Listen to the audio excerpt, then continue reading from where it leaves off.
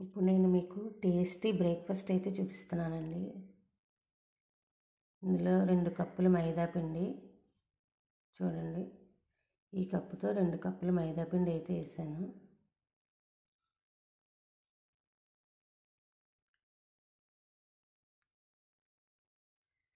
ఇదే కప్పుతో 1 కప్పు బొంబాయి రవ్వ అండి, 1 కప్పు బొంబాయి రవ్వ. కావాలంటే మీకు బాగా క్రిస్పీగా కావాలంటే కనుక దోశ 2 కప్పులు బొంబాయి రవ్వ కూడా వేసుకోవచ్చండి. నేనైతే 1 కప్పు బొంబాయి రవ్వ వేసాను. 2 కప్పులు పెరుగండి, 2 కప్పులు పెరుగు అయితే వేసాను. రుచికి సరిపడా సాల్ట్. దీని అంతటిని బాగా కలిసేలాగా కలిపేసుకోవాలండి.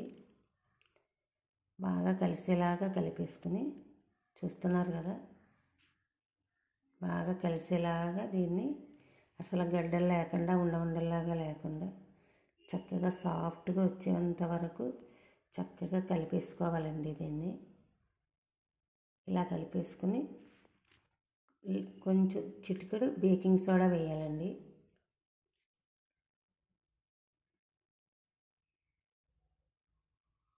చిటికెడంతా నేను బేకింగ్ సోడా అయితే వేసాను, సాఫ్ట్గా ఉంటుందనండి.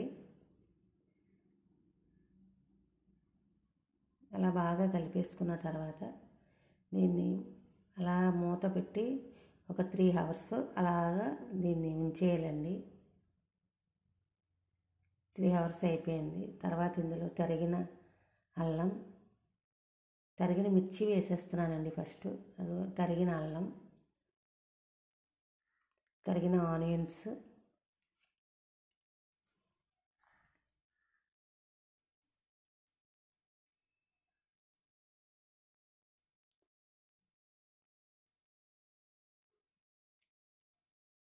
అన్నీ వేసేసానండి.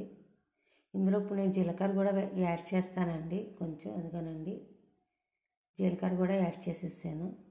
ఇప్పుడు దీన్ని సరిపడంత వాటర్ వేసేసుకోవాలి. అందులో మళ్ళీ వేసేసుకుని బాగా కలిపేసుకోవాలి.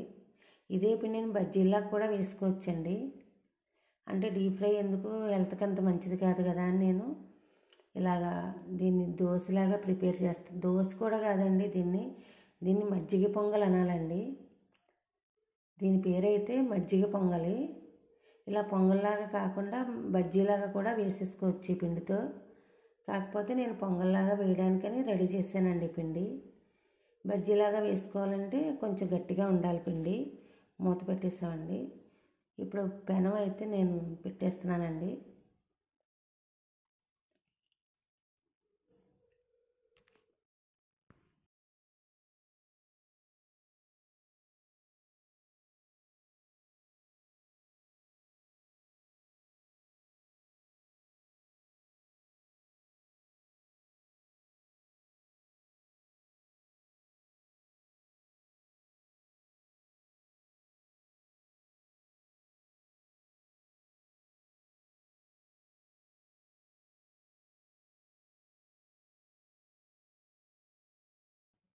పెనం వేడెక్కిపోయింది, ఆయిల్ కూడా వేసేసుకున్నాం కదండి.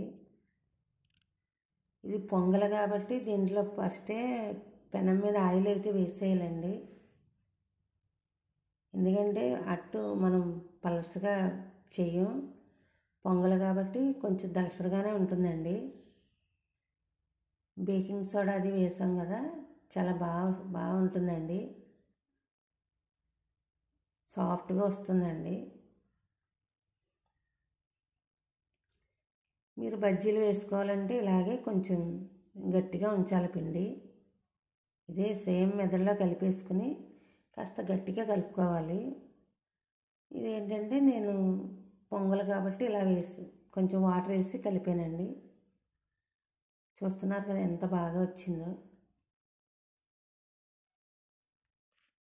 ఇలాగే పిండి అంతా మొత్తం అన్నీ వేసేసుకోవాలండి.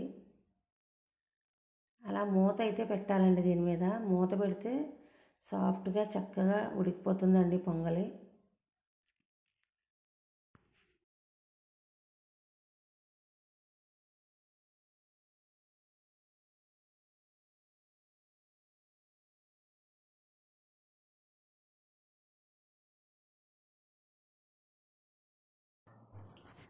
చూసారు కదా, అటు ఇటు కూడా మంచి కలర్ అయితే వచ్చింది. పొంగలి మంచి గోల్డెన్ కలర్ అయితే వచ్చిందండి. టేస్ట్ కూడా అలాగే చాలా బాగుంటుందండి. ట్రై చేయండి ఒకసారి, చాలా టేస్ట్ ఉంటుంది. మజ్జిగ పొంగలండి ఇది. ఇందులో కావాలంటే మీరు మైదా పిండికి బదులుగా వరిపిండి కూడా వేసుకోవచ్చు. కానీ వరిపిండి వేసుకుంటే టేస్ట్ అంత బాగుండదండి. మైదా పిండి టేస్ట్ మరి బాగుంటుంది కదా. మీకు మైదా పిండి ఇష్టం లేదనుకుంటే వరిపిండి వేసుకోవచ్చు.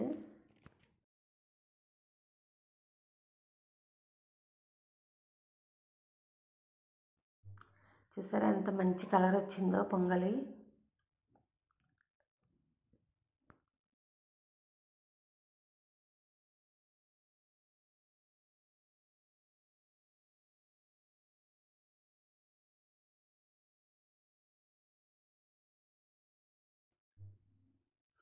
ఇందులోకి కొబ్బరికాయ శనగపప్పు చట్నీ అయితే చేశానండి నేను. బాగుంటుంది.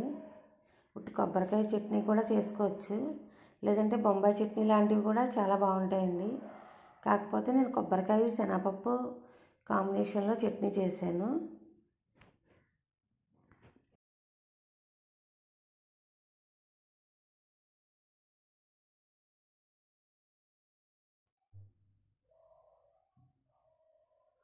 చాలా బాగున్నాయి కదండి పొంగలి చూడడానికి.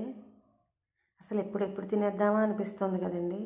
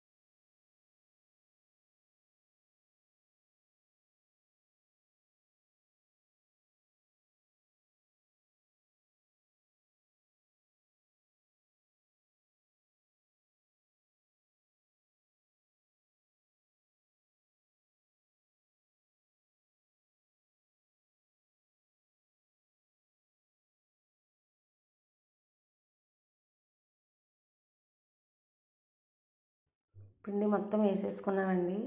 ఇదిగోనండి చూసారా పొంగల్ ఎంత బాగుందో. ఎంత సాఫ్ట్గా చక్కగా దూదిల్లా వచ్చినాయి చూసారా పొంగలి. తింటే కూడా చాలా టేస్ట్ ఉంటుందండి. సరే ఎంత బాగుందో, ఎంత మెత్తగా చక్కగా ఉంది కదా. ఆ పచ్చిమిర్చి ఉంటుందండి అందులో, ఇది చాలా టేస్ట్ ఉంటుంది. అసలు ఎంత బాగుంటుందోనండి. చూస్తున్నారా.